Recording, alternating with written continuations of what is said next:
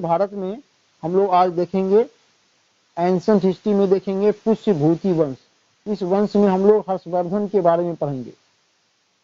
आइए, letter Gupta as, उत्तर गुप्त काल, गुप्त वंश के बाद के काल को कहा गया उत्तर गुप्त काल या लेटर गुप्ता एज। गुप्त वंश के पतन के बाद जो है 4 राजवंशों का उदय हुआ था। 4 राजवंशों का अलग अलग एरिया में, अलग अलग क्षेत्र में उदय हुआ था। इसमें जो है वह पहला जो था वह वल्लभी था, जो कि सौराष्ट्र में था, पश्चिम भारत में वल्लभी। ओके, वल्लभी में मैत्रक वंश का शासन स्थापित हुआ। मैत्रक वंश का संस्थापक जो था वह भट्टारक था। क्या नाम था? भट्टारक। यह वंश जो है बौद्ध धर्म का संरक्षक था और वल्लभी में इस वंश के शासकों के द्वारा वल्लभी में एक बौद्ध विहार की स्थापना की गई थी, जो नालंदा बौद्ध विहार के समान था।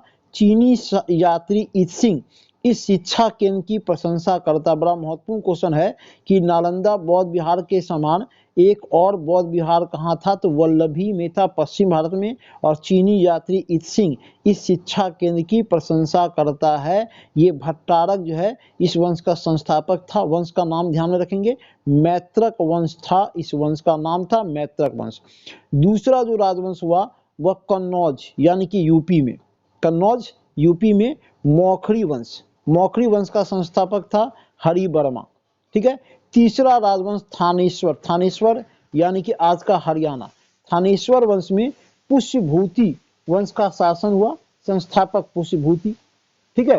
और चौथा राजवंश जो है वह बंगाल में हुआ गौड़ वंश। गौड़ वंश का संस्थापक था शशांक, है ना। गौड़ वंश का संस्थापक कौन था? शशांक। तो 4 राजवंश जो है गुप्त वंश के पतन के बाद स्थापित हुआ।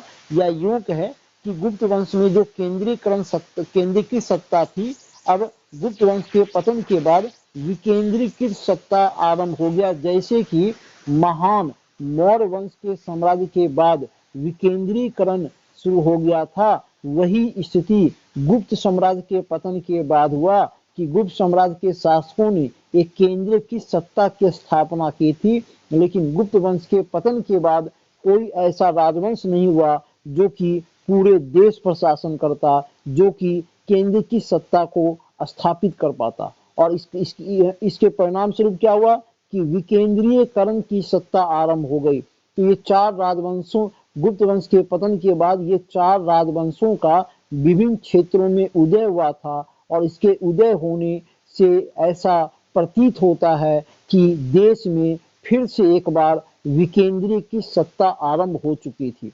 ये 4 राजवंशों में जो सबसे प्रमुख राजवंश था वह था थानेश्वर का पुष्यभूति वंश।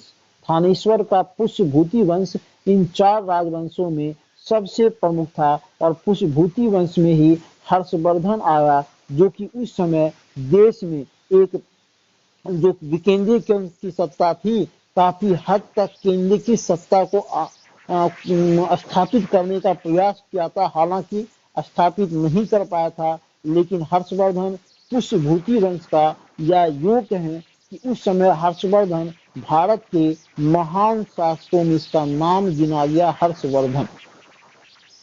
तो 4 राजवंशों में सबसे प्रमुख राजवंश था पुष्यभूति वंश। इसके बारे में हम लोग देखते हैं। पुष्यभूति वंश की राजधानी कहाँ थी? तो थानेश्वर थी, है ना, जो कि हरियाणा में पड़ता है। थानेश्वर हरियाणा में। पुष्यभूति वंश का संस्थापक कौन हुआ? पुष्यभूति, और इसी के नाम से पुष्यभूति वंश पड़ा। पुष्यभूति वंश का सबसे प्रमुख पहला राजा कौन हुआ? प्रभाकर वर्धन, जो कि पहला प्रमुख राजा हुआ था। इसकी पत्नी का नाम था यशोमती। प्रभाकर वर्धन के 3 संतान थे, 2 पुत्र और 1 पुत्री थी। बड़े पुत्र का नाम था राजवर्धन, छोटे पुत्र का नाम था हर्षवर्धन, और 1 पुत्री थी राजश्री। राजश्री का विवाह किया गया था मौखरी वंश के शासक ग्रह वर्मा से। राजश्री का विवाह हुआ था, है ना। राजश्री का विवाह कहाँ हुआ था? मौखरी वंश के शासक ग्रह वर्मा से। ठीक है। तो ये प्रभाकर वर्धन के 3 संतान हुए। प्रभाकर वर्धन के शासन काल में पुष्यभूति वंश का बहुत ज्यादा फैला हुआ। और प्रभाकर वर्धन के मृत्यु के बाद प्रभाकर वर्धन का जो बड़ा पुत्र था राज्यवर्धन, वह शासक बनता है ना। जैसे शासक बना तो मालवा का शासक था देवगुप्त। क्या नाम था मालवा का शासक? देवगुप्त। यह क्या किया? ग्रह वर्मा की हत्या कर देता। ग्रह वर्मा कौन था? मौखरी वंश का शासक था और राजश्री का पति था ग्रह वर्मा। ग्रह वर्मा की हत्या कर दिया, ठीक है, और राजश्री को कैद कर लिया, बंदी बना लिया। जब राज्यवर्धन को पता चला कि मेरी बहन के पति ग्रह वर्मा की हत्या कर दी गई है और मेरी बहन राजश्री को बंदी बना लिया गया है देवगुप्त के द्वारा, तब राज्यवर्धन जो है वह देवगुप्त को मार डालता है, देवगुप्त की हत्या कर देता है। कौन? राज्यवर्धन, ठीक है। परंतु देवगुप्त का एक दोस्त था, मित्र था, गौर नरेश शशांक। यह बड़ा ही धूर्त शासक था, गौर नरेश शशांक। कहाँ का? बंगाल का शासक था गौर नरेश शशांक। वह क्या किया? वह मतलब राज्यवर्धन से झूठे झूठे मित्रता का जो है एक प्रकार का स्वांग रचा, साजिश रचा कि हम आपके दोस्त हैं, है ना। झूठा दोस्ती किया और झूठा दोस्ती करके धोखे से राज्यवर्धन की हत्या कर देता है ना। गौर नरेश शशांक जो है राज्यवर्धन से झूठा दोस्ती करने का एक प्रकार का स्वांग रचा और धोखे से राज्यवर्धन की हत्या कर देता है गौर नरेश शशांक, ठीक है। राज्यवर्धन की हत्या होने के बाद इसका भाई था हर्षवर्धन, जो कि उस समय मात्र 16 वर्ष की अवस्था का था, लेकिन बड़ा योग्य व्यक्ति था। वह अपने भाई राज्यवर्धन के मृत्यु के बाद मात्र 16 वर्ष की अवस्था में जो है हर्षवर्धन थानेश्वर का शासक बनता है, पुष्यभूति वंश का शासक बनता है 606 ईस्वी में। उस समय हर्षवर्धन की आयु मात्र 16 वर्ष की थी, ठीक है। और जो है अपने बड़े भाई के मृत्यु का बदला लेता है। कैसे लेता है? तो गौर नरेश शशांक की वह हत्या करके अपने भाई की हत्या का बदला लेता है हर्षवर्धन। और अपनी बहन राजश्री का अपना साम्राज्य था मौखरी साम्राज्य। मौखरी साम्राज्य की राजधानी थी कन्नौज। मौखरी साम्राज्य की राजधानी थी कन्नौज और मौखरी साम्राज्य का शासक मारा गया था ग्रह वर्मा, ठीक है। और उसकी पत्नी थी राजश्री, जो कि हर्षवर्धन की बहन थी। तो पत्नी उसकी बहन थी राजश्री। तो राजश्री और मौखरी साम्राज्य के जो दरबारी थे वह चाहते थे कि हर्षवर्धन कन्नौज के साम्राज्य को भी संभाले, मौखरी साम्राज्य को भी संभाले, क्योंकि उसके शासक की हत्या कर दी गई है। तो बहन और उसके दरबारी के कहने पर हर्षवर्धन जो है वह कन्नौज को भी संभालने के लिए, कन्नौज उसके बहन का साम्राज्य था और हर्षवर्धन का साम्राज्य था थानेश्वर, ठीक है। तो कन्नौज को संभालने के लिए हर्षवर्धन जो है अपनी राजधानी थानेश्वर से कन्नौज स्थानांतरित करता है ना, ताकि अपनी बहन के भी साम्राज्य को वह बचा सके, क्योंकि बहन के पति की हत्या कर दी गई, ठीक है। तो हर्षवर्धन के शासन काल की एक बड़ी घटना कि वह अपनी राजधानी थानेश्वर से कन्नौज लाता है, ठीक है। कन्नौज हर्षवर्धन के काल में काफी विकसित हुआ, इतना विकसित हुआ कि यह उस समय देश का एक वैभवशाली नगर बन गया। पाटलिपुत्र का स्थान ले लिया कन्नौज। इसको इतिहास में महोदय श्री कहा जाने लगा। महोदय श्री किसको कहा गया? तो कन्नौज को कहा गया महोदय श्री, ठीक है। जो स्थान हर्षवर्धन के पहले पाटलिपुत्र का था देश में, वही स्थान हर्षवर्धन के समय कन्नौज का हो गया और कन्नौज काफी विकसित हुआ, काफी वैभव हो गया, इसलिए इसको इतिहास में महोदय श्री कहा गया। कन्नौज को महोदय श्री कहा गया और जो स्थान पहले पाटलिपुत्र का था हर्षवर्धन के काल में, वह स्थान कन्नौज का हो गया, है ना। बहुत ही बेहतरीन नगर हो गया कन्नौज, ठीक है। तो हर्षवर्धन जो है वह शशांक की हत्या किया था। हम लोग देखे गौर शासक, बंगाल का शासक था शशांक, जिसकी हत्या हर्षवर्धन किया था। शशांक जो है वह शैव मत को मानने वाला था, शैव मत को मानने वाला था। इसने बोधि वृक्ष, जो महात्मा बुद्ध का से संबंधी जो बोधि वृक्ष था, उसको कटवा दिया था शशांक। बहुत ही महत्वपूर्ण, बोधि वृक्ष को कौन कटवाया? शशांक। और इसको बौद्धों का हत्यारा कहा गया। शशांक को बौद्धों का हत्यारा कहा गया और इसने बोधि वृक्ष को कटवा दिया था जो महात्मा बुद्ध के जीवन से संबंधित था। शशांक कहाँ का शासक था? बंगाल का गौर वंश का शासक था और यह स्वयं को शैव मत का मानने वाला बताता था। हर्षवर्धन को शीलादित्य के नाम से भी जाना गया। हर्षवर्धन को शीलादित्य के नाम से भी जाना गया। ठीक है, इसे इतिहास में द्वितीय अशोक भी कहा गया। द्वितीय अशोक हर्षवर्धन को कहा गया। क्यों कहा गया हम लोग आगे देखेंगे। ठीक है, आगे हम लोग देखेंगे कि हर्षवर्धन को द्वितीय अशोक क्यों कहा गया। इसको ये परम भट्टारा की उपाधि भी धारण किया। क्यों लिया परम भट्टारा की उपाधि, यह भी आगे देखेंगे। हर्षवर्धन का सेनापति का नाम था सिंहनाद। ठीक है, हर्षवर्धन के अश्व सेना का प्रधान था कुंतल। हर्षवर्धन के हस्त सेना या हाथी सेना का प्रधान था स्कंदगुप्त, है ना। स्कंदगुप्त हाथी सेना का प्रधान था। हर्षवर्धन का जो सचिव था या युद्ध मंत्री था उसका नाम था अवंती, है ना। यानी कि हर्षवर्धन के काल में इतिहास में इतने अधिकारियों का नाम आया है। सेनापति सिंहनाद, अश्व सेना का प्रधान कुंतल, हस्त सेना का प्रधान स्कंदगुप्त और हर्षवर्धन का सचिव युद्ध मंत्री अवंती का नाम इतिहास में आया है। हर्षवर्धन के शासन काल में 3 प्रमुख विद्वान उसके दरबार में रहा करते थे। इसमें सबसे प्रमुख विद्वान थे वान भट्ट।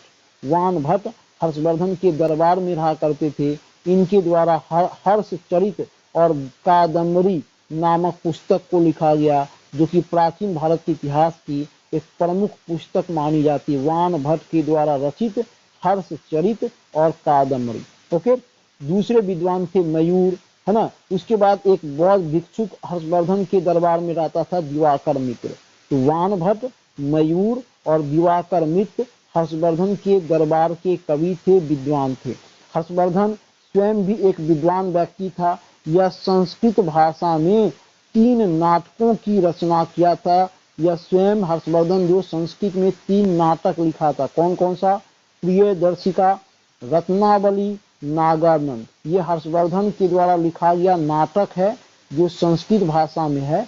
लेकिन कहा जाता है कि धावक नामक एक व्यक्ति था, एक कवि था धावक, और हर्ष से पुरस्कार लेकर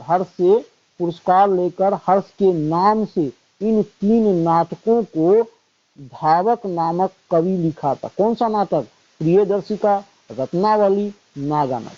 लेकिन नाम किसका हुआ? तो हर्षवर्धन। जो रहे, हर्षवर्धन भी विद्वान व्यक्ति था।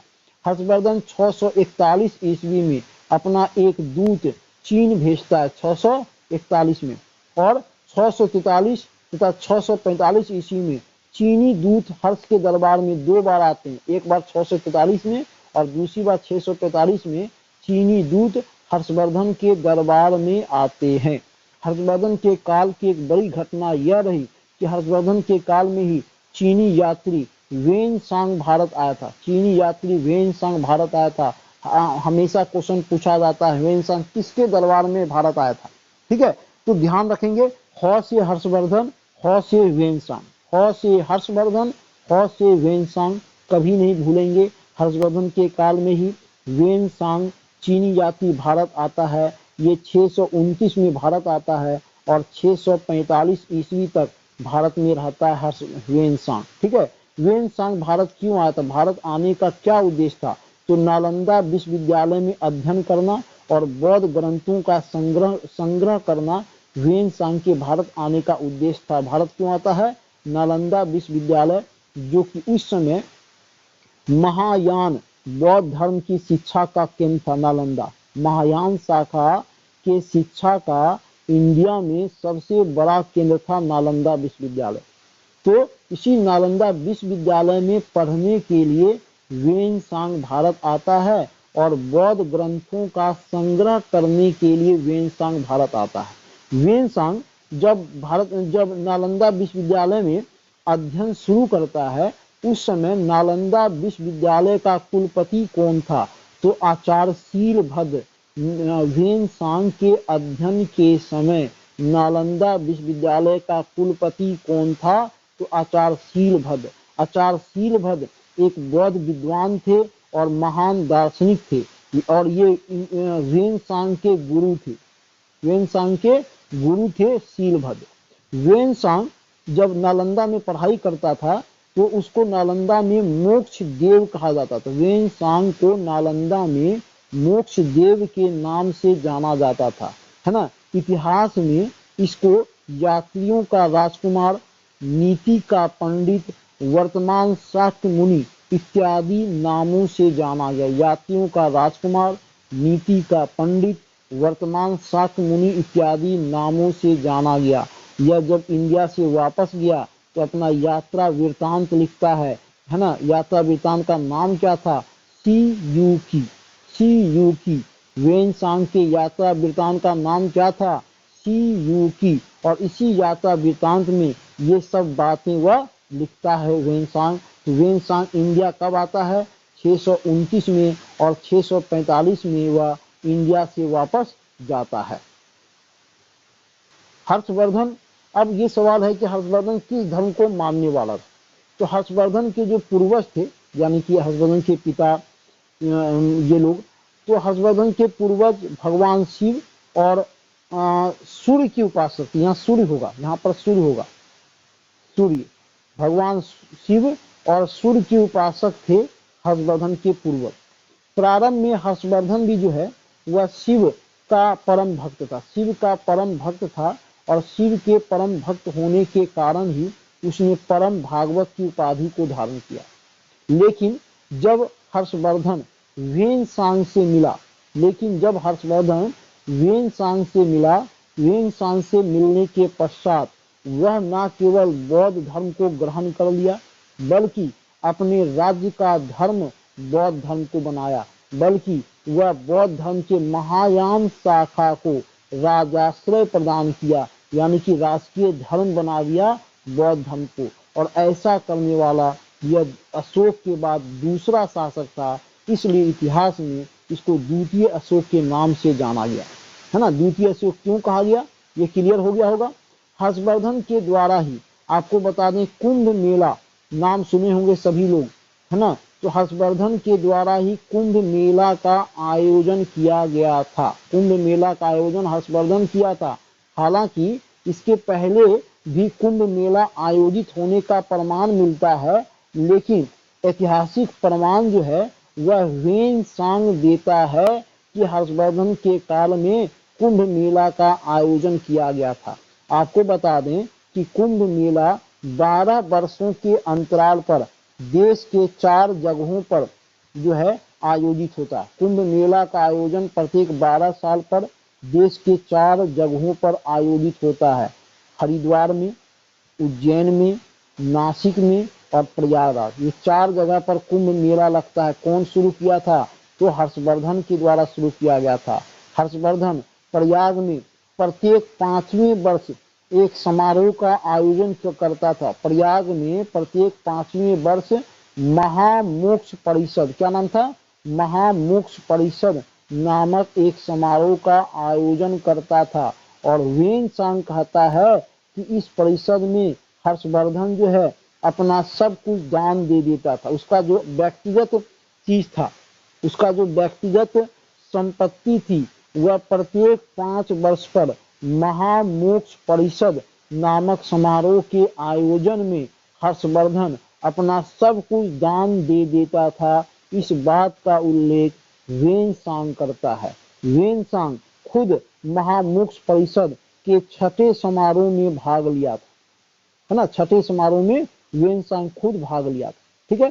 हर्षवर्धन अखिल भारतीय राजा तो नहीं था, इसको हम नहीं कह सकते कि यह पूरे भारत का राजा था, लेकिन इतना जरूर कह सकते हैं कि इसे अंतिम महान हिंदू शासक माना गया। अंतिम महान हिंदू शासक कौन था?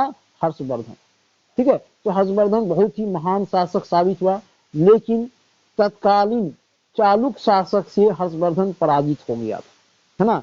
हर्षवर्धन को तत्कालीन चालुक्य शासक था पुलकेशिन द्वितीय। पुलकेशिन द्वितीय दक्षिण भारत का एक चालुक्य वंश था, उसका शासक था पुलकेशिन द्वितीय। वह नर्मदा नदी के किनारे हर्षवर्धन को पराजित किया था, और हर्षवर्धन और पुलकेशिन द्वितीय के बीच युद्ध का वर्णन कौन करता है? तो जो है पुलकेशिन द्वितीय का दरबारी कवि था रवि कीर्ति। उसका एक अभिलेख है एहोल अभिलेख। एहोल अभिलेख से यह पता चलता है कि पुलकेशिन द्वितीय नर्मदा नदी के तट पर हर्षवर्धन को पराजित कर परमेश्वर की उपाधि को धारण किया था। इसका उल्लेख एहोल अभिलेख जो कि रवि कीर्ति का है उल्लेख करता है। ठीक है, तो ये आपका हर्षवर्धन से संबंधित समस्त जानकारी हो गई। हर्षवर्धन के काल का, हर्षवर्धन का शासनकाल कब से कब तक रहा? तो 606 से 647 तक हर्षवर्धन जो है शासन किया। पुष्यभूति वंश का यह महान शासक था और हर्षवर्धन के मृत्यु के बाद पुष्यभूति वंश का अंत हो गया, लेकिन कन्नौज का वैभव उसी समय बना रहा, है ना। और हर्षवर्धन के मृत्यु के बाद कन्नौज को प्राप्त करने के उद्देश्य से 3 शक्तियों के द्वारा जो है युद्ध किया गया ताकि कन्नौज को प्राप्त किया जा सके, और इसी को इतिहास में त्रिपक्षीय संघर्ष के नाम से जाना गया। कन्नौज को प्राप्त करने के उद्देश्य से 3 शक्तियों के द्वारा आपस में युद्ध किया गया, जिसको इतिहास में त्रिपक्षीय संघर्ष के नाम से जाना गया। अगले क्लास में हम लोग देखेंगे कि कन्नौज को प्राप्त करने के उद्देश्य से 3 शक्तियां कौन कौन थी और इन शक्तियों में किसके द्वारा कन्नौज को प्राप्त किया गया, कौन सी शक्ति थी जो विजय हुई थी, अंतिम रूप से विजय प्राप्त कर कन्नौज को अपने अधीन कर ली थी। त्रिपक्षीय संघर्ष हम लोग अगले क्लास में इसके बारे में अध्ययन करेंगे। तो ये था आपका पुष्यभूति वंश के बारे में समस्त जानकारी।